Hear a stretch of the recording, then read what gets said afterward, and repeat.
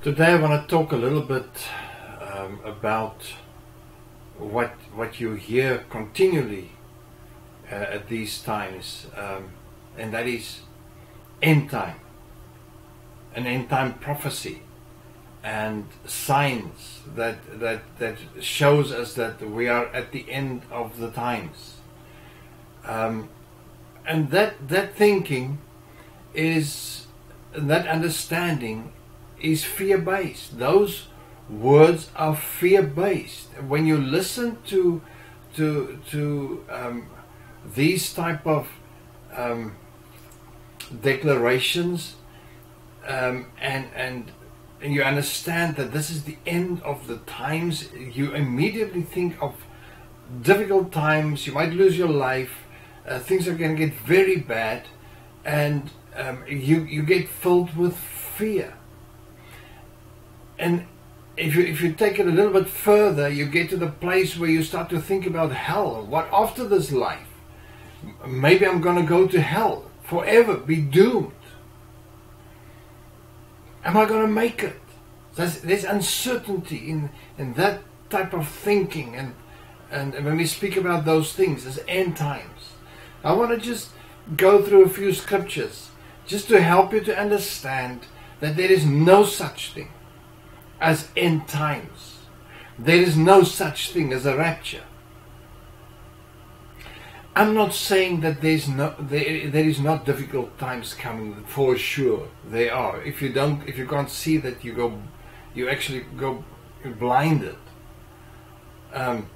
Because if you look at the economy in the state in South Africa, what South Africa is in, if you look at the Black Land First organization and what they intend to do, there's trouble around the corner in South Africa.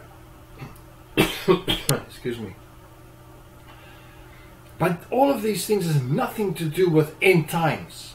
In other words, stuff that has been prophesied, and God is orchestrating all of this because it's the end times, and He has planned it to be like this so that there can be a remnant that will just fly away and be with their Savior and basta with the rest of the world. Now, in this last last week, we had these hurricanes, Irma, those hurricanes in Miami and Florida and those places. It's awful to see that stuff happens. But God is not the orchestrator of those things. The earth is groaning for the manifestation and the revealing of the sons of God. That is what's happening in the world. There's an outcry from nature for us to come to the understanding, us as human beings, to come to the understanding of who we really are as the sons of God. So let's just look at a few scriptures that are basically used to verify that this is the signs of the times, of the end times. Okay, and when it's used in that sense, it creates fear. Now, in love there is no fear. God is love. He's not the orchestrator of these things. Do you want to tell me that when your child is not really behaving well and not repenting of wrongdoings, that you will go and break his leg just to teach him something? Will you give him cancer? Say, listen, God is now dealing with you and teaching you something. Will you give him AIDS? No, you won't do that. So if we say God is orchestrating these things, these difficult times, these hurricanes, and these acts in nature, even in the insurance world, they speak about acts of God. It's not acts of God. God is not out to destroy you and me. He loves us, man. He gave Himself. He loves us. He wants to do good unto us. But we don't understand that. We partook of the law, a system. We partook of the tree of the knowledge of good and evil. He didn't want us to do that, but we did it. So now there's a reaction in the world. And the earth is groaning, nature is groaning, crying out for the manifestation of the sons of God, the revealing, people that understands who they are, so they can bring it all back into harmony again.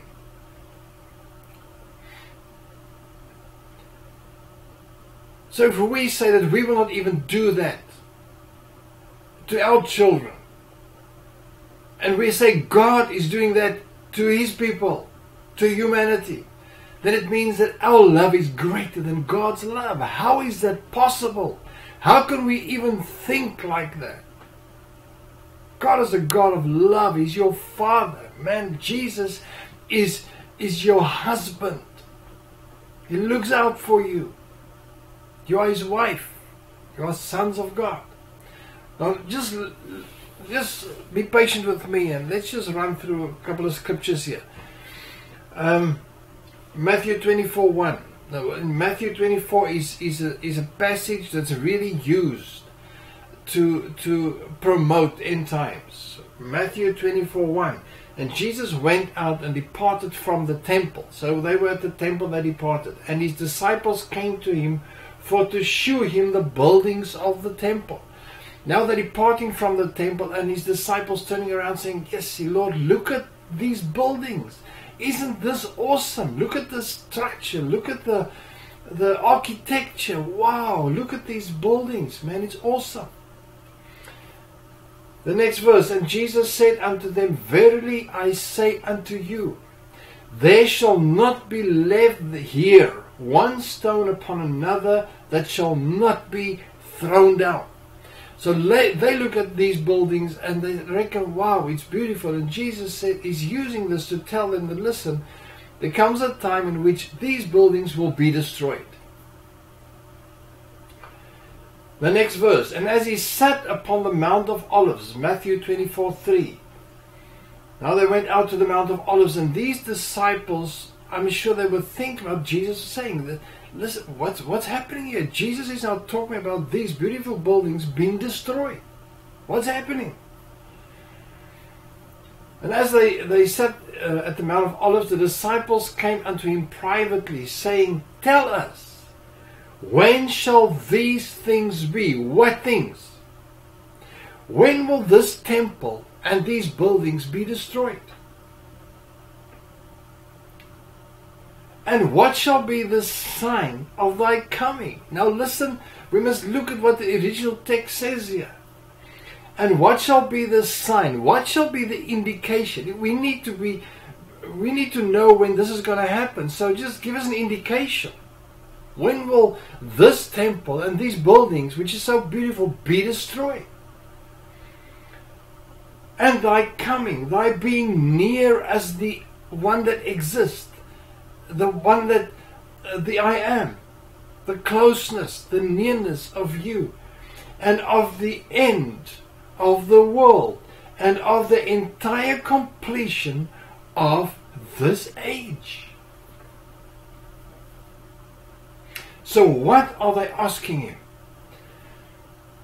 The disciples came unto Him privately, saying, "Tell us, when shall these things be?" The destroying of the temple and these buildings. What shall be the indication? Give us an indication when this will be, of Thy being near as the I am, and of the completion, the entire completion of this age. Now what were they talking about? They were talking about the age of the law. They were still under the law. It was before Christ fulfilled the law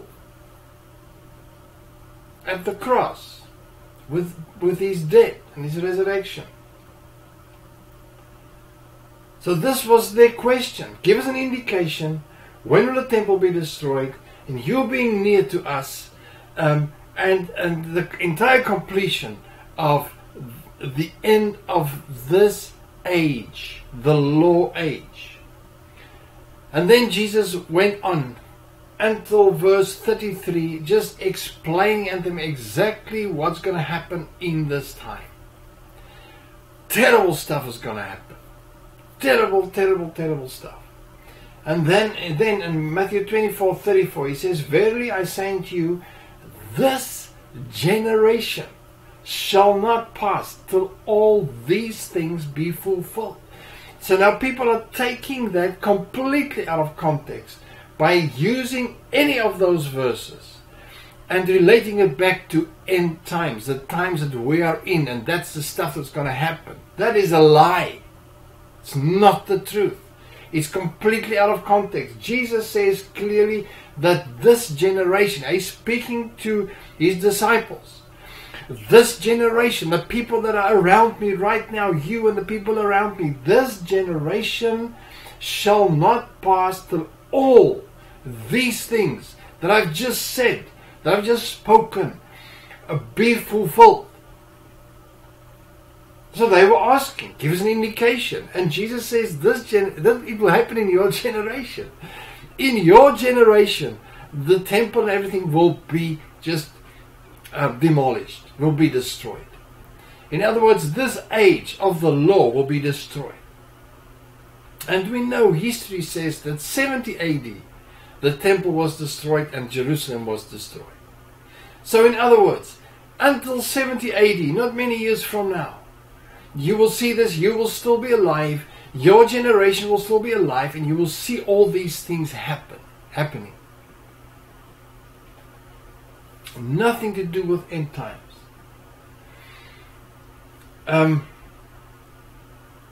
Okay. Now the other book that's always used in terms of end times and the signs is Revelation. Now Revelation is not a revelation about the end times. It's not at all. Revelation is the revelation of Jesus Christ. Revelation 1:1, John writes, the revelation of Jesus Christ. They were asking Jesus, when you're going to be near us. It's when you will be revealed. Now John says the revelation of Jesus Christ. Christ is Emmanuel. He's with us. The revelation of Jesus Christ, which God gave unto him when John wrote the Revelation, to shew unto his servants things which must shortly come to pass. And he sent and signified it by his angel unto his servant John. Shortly come to pass. Revelation 1:3, blessed is he that readeth, and they that hear the words of this prophecy, and keep those things which are written therein, for the time is at hand. We are now 2,000 years away from that. 2,000 plus years. So this is not a time that is at hand. John wrote this in, they reckon, about 68 BC. AC. AD. After Christ. Okay? 68 after Christ. Now, the destruction of Jerusalem and the temple was 70 AD. 70 after Christ. So just before that time, John warned the people of that time, saying, listen, because of what you said, his blood, Matthew 27:25, then answered all the people and said, his blood be on us and on our children. So the Jews brought that destruction on themselves. They called for it, and it happened to them. There was a short time left when John wrote this. He said, for the time is at hand. Behold, he cometh with clouds. He's being near, and every eye shall see him, and they shall also, and they also who pierced him. In other words, it's coming back to the same generation. Those who pierced him are the generation which was still alive, and Jesus said to him, all of this will come to pass in this generation. Even those who pierced him shall see him. Now, if you read just Josephus and some of the history writers of that time, their writings, then they will tell you that there was signs in the heavens. Things happened at that time, at 70 after Christ, things happened.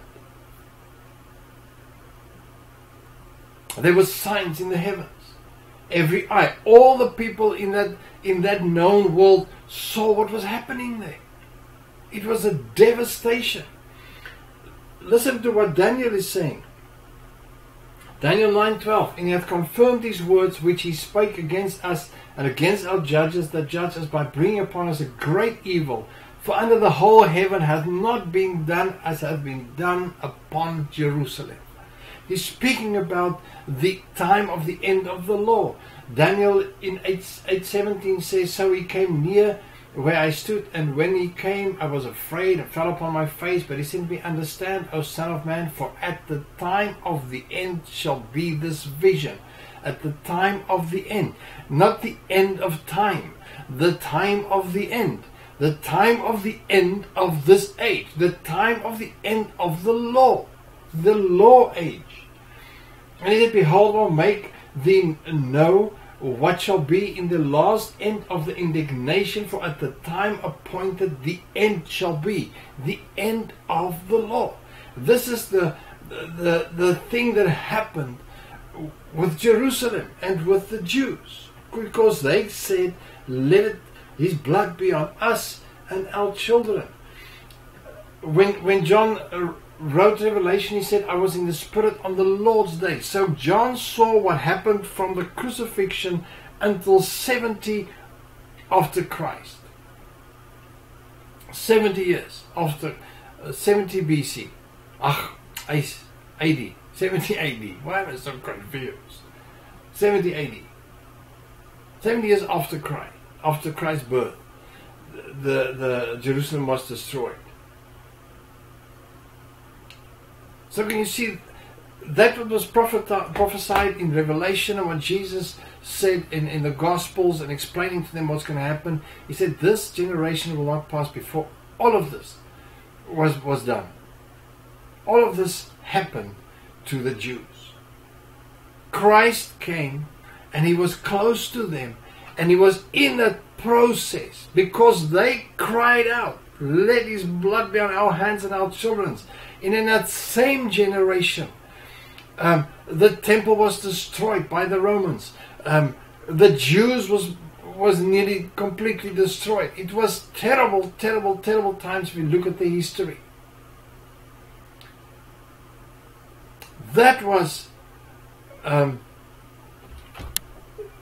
Let me just get that scripture quickly. What he said, what John wrote.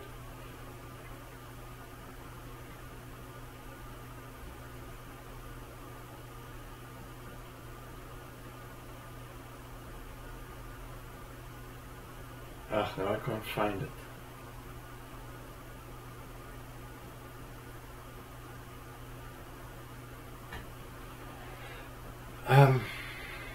Tribulation times. John actually said in Revelation that he's in the tribulation.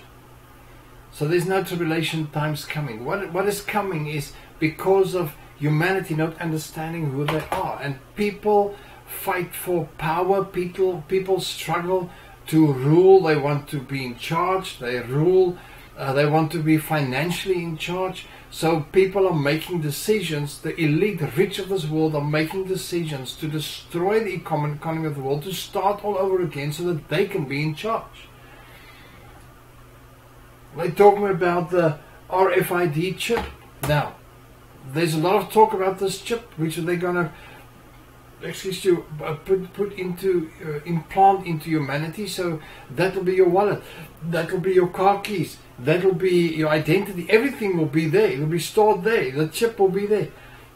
It's a grain of rice. It's nothing to do with 666. It's nothing to do with end times. This is just people using technology to control and make of you and me a slave. And we have a choice. We don't have to go that route. We have a choice. There's no such thing as end times. If you really think about this, we're actually at the greatest time. What's happening? In this time, the sons of God's going to be revealed. In this time, we're gonna have an awesome time, experiencing the closeness of God and the oneness of God with us, taking us through this time. And this is the time in which the knowledge of the glory will actually flood the earth. It is the greatest time. I think Paul would want to live in a time such as this. This is a time when we get to the place that we really understand who we are. When we're in a difficult position, we start to think for ourselves. We don't just carry on with our lives. We start to think. Oh, and there's a difficult time right ahead of us. Things are happening.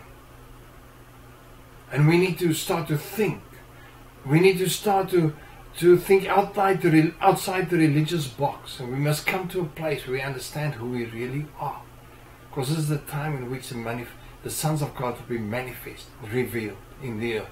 This is the time of the knowledge of the glory of God being flooded in the earth, and we start to experience the love of God, the Father, which is in us and part of our lives. Don't be afraid, people. God is with you. He's Emmanuel. He's with you. He's with you. He paid the price through Christ. He's with you. It's part of your life. So be awakened to what's happening in the earth and focus to the kingdom inside of you and listen from within what to do so that you can preserve yourself and your family in these times of famine and of difficulty that is coming. We're going to go through a difficult time from 2020 onwards for 7 years. It's going to be a very difficult time, and you must be able to live from within.